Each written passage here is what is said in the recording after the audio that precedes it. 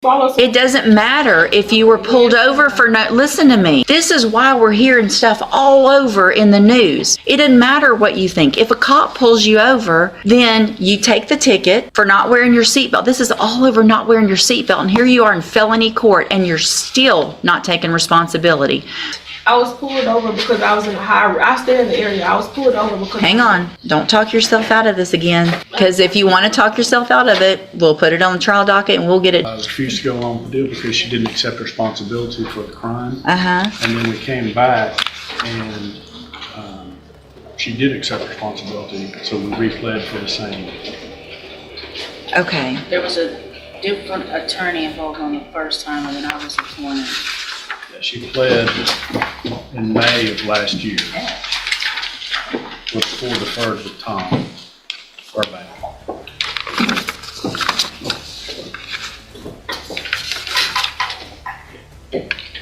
So nothing else was done as far as them talking to Miss Johnny about acceptance of responsibility? The only thing Miss Johnny said, they called and asked her for her updated address, and that was it. Okay.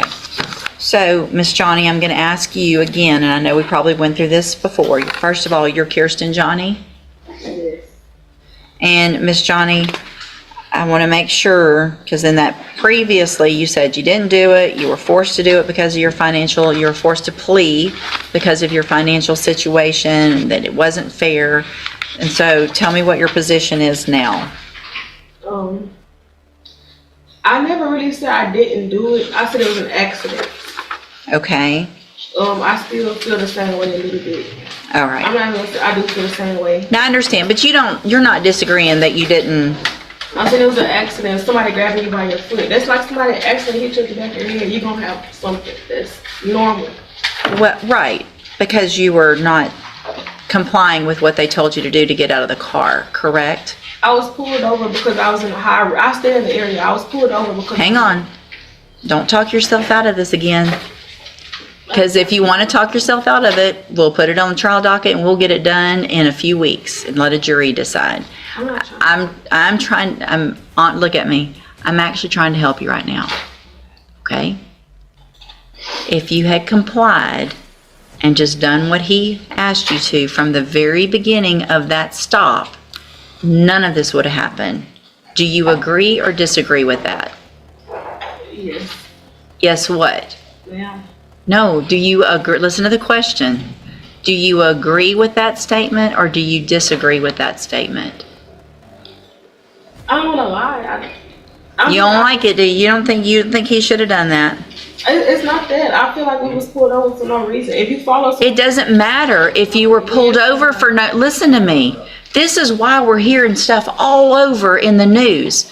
It doesn't matter what you think. If a cop pulls you over, then you take the ticket for not wearing your seatbelt. This is all over not wearing your seatbelt. And here you are in felony court and you're still not taking responsibility for the fact that he said, hey, ma'am, do this. And you said, I don't think you should have pulled me over, so I'm going to do whatever I want to do. And I'm going to lodge my foot against the door, and I'm not going to get out. I'm going to make you drag me out of my car, and then I'm going to kick you because you shouldn't have pulled me over in the first place. When all you had to do was get your ticket, go to JP court, and try to fight it there legally.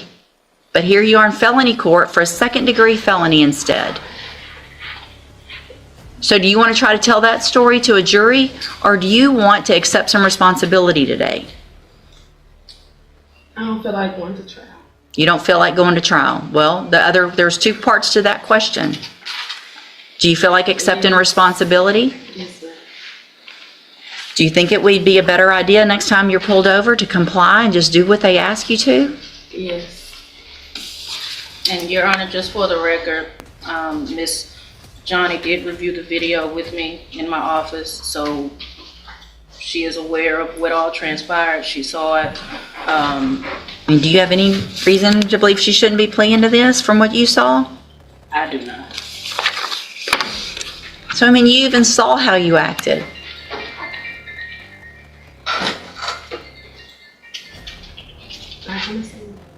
It's probably a good idea. All right. I'm going to find that you previously entered your plea of guilty freely and voluntarily. I'm going to find sufficient evidence to find you guilty. I'm going to follow the agreement that you made with the district attorney.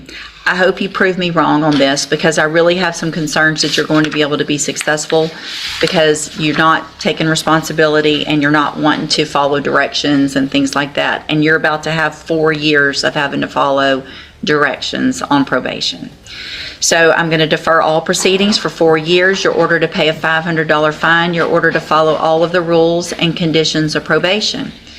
If you do that, this is a great opportunity today because you are not a convicted felon. You don't have that conviction on your record. And if you successfully complete it, follow all of the rules, you will never have a felony conviction. At the end of your probation, the case will actually be dismissed.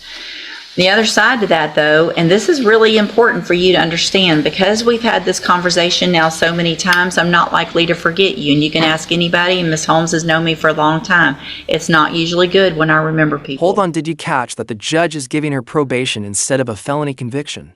But this isn't exactly a free pass. In legal terms, this is a huge break. If she follows every rule for the next 4 years, the case gets dismissed. But if she slips up, the judge just reminded her that the penalty can jump all the way to 20 years in prison. People, right? So if you violate your probation, you'll get brought back into court. You could be found guilty, which means you become a convicted felon, and I can sentence you to prison anywhere in the range of punishment, which is up to 20 years in prison for this. Do you understand? Yes, ma'am. All right, I'm handing you the trial court certification that shows this was an agreement that I followed, so you've waived your right to appeal.